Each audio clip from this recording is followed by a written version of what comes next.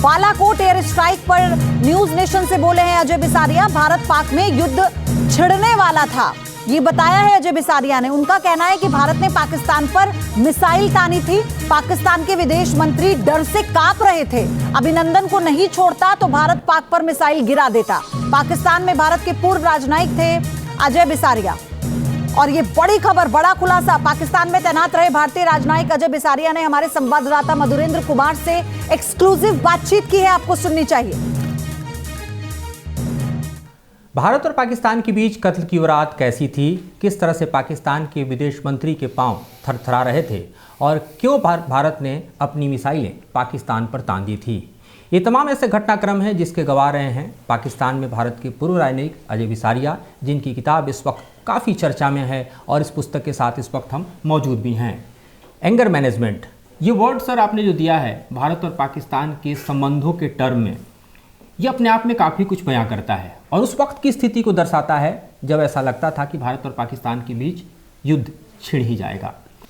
देखिए, युद्ध में हादसे होते हैं। इसमें पाकिस्तान ने एक किया कि भारत तो पाकिस्तान में काफ़ी डीप चला गया था। पाकिस्तानी एयरक्राफ्ट 3-4 किलोमीटर ही अंदर आए, वो भी LOC के, और इंटरनेशनल बाउंड्री को नहीं क्रॉस किया उन्होंने।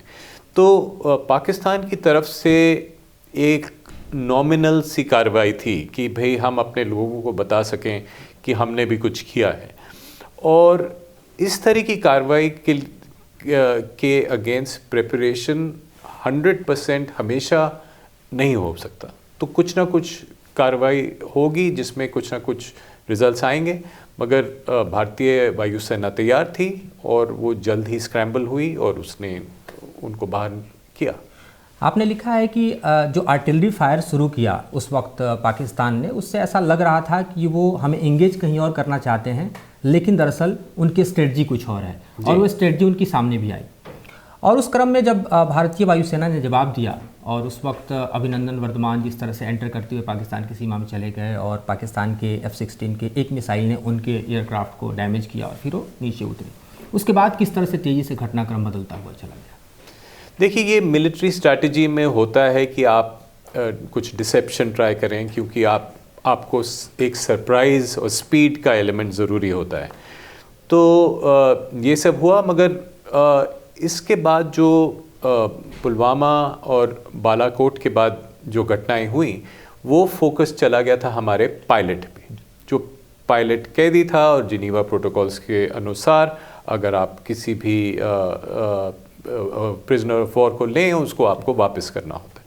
तो भारत ने कई तरह से वो दबाव डाला पाकिस्तान पे कि उसको तुरंत वापस किया जाए, और उसमें हमारी कोर्सिव डिप्लोमेसी काम आई और सफल हुई, क्योंकि बाहरी देशों को भी हमने कहा और डायरेक्टली पाकिस्तान को भी ये संदेश भेजा गया कि आपको वापस करना है, नहीं तो हम इस मामले को एस्केलेट कर सकते हैं। तो फिर वो कत्ल की रात कैसी थी, जिसका जिक्र प्रधानमंत्री मोदी ने भी किया, जिसका जिक्र आपने भी अपनी किताब में किया जी, और ये साफ है, और इसका विवरण करने के लिए मैंने पाकिस्तानी सोर्सेज को ही कोट किया है।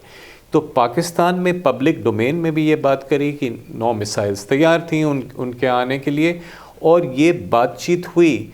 पाकिस्तान ने भारत को बोला कि आप ये मिसाइल्स भेजने वाले थे, पाकिस्तान ने अन्य देशों को ये कहा कि भारत के मिसाइल्स तैयार हैं और भारत को रोका जाए। तो भारत ने तो ये अनाउंसमेंट नहीं किया कि ये घटनाक्रम घटने वाला है, मगर पाकिस्तान को ये मैसेज साफ थी और पाकिस्तान ने अपने फैसले किए और अपना बर्ताव बदला।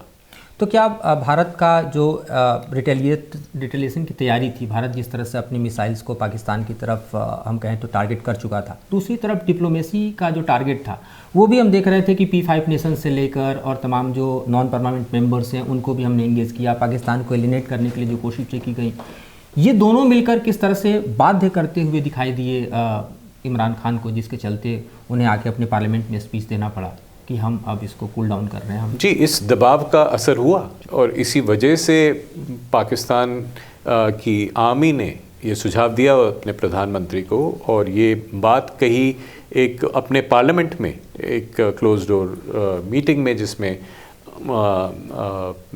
बात हुई थी कि उनके पैर कांप रहे थे और सर पर पसीना था, तो ये बात पाकिस्तान तक पहुंची कि भारत कुछ करने वाला है और करने का इरादा रखता है।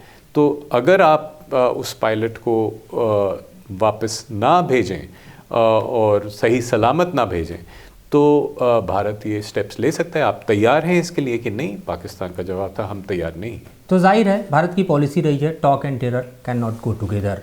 तो टेरर की नीति से अगर पाकिस्तान अपने आप को बदलता है तो दोनों ही देशों के बीच फिर से बातचीत बहाल हो सकती है, रिश्ते पटरी पर लौट सकते हैं। लेकिन ये जो किताब आप हमारे ठीक पीछे आप देख रहे हैं, एंगर मैनेजमेंट, ये एंगर भारत और पाकिस्तान के बीच तब तक जारी रहेगा जब तक कि पाकिस्तान अपनी टेरर की नीति यानी आतंक की नीति नहीं बदल देता। और मैनेजमेंट का तरीका यही होगा कि वो अपनी आतंक नीति बदल दे और तभी दोनों ही देशों के बीच जो डिप्लोमेटिक रिलेशंस हैं, पीपल टू पीपल कनेक्ट है, वो फिर से बहाल हो सकता है। मुझे लगता है वजह सर आप सहमत होंगे इस बात से। बिल्कुल बिल्कुल ठीक बात कही। धन्यवाद न्यूज़ नेशन पर बातचीत करने के लिए और अपने विचारों को रखने के लिए। धन्यवाद। Thank you.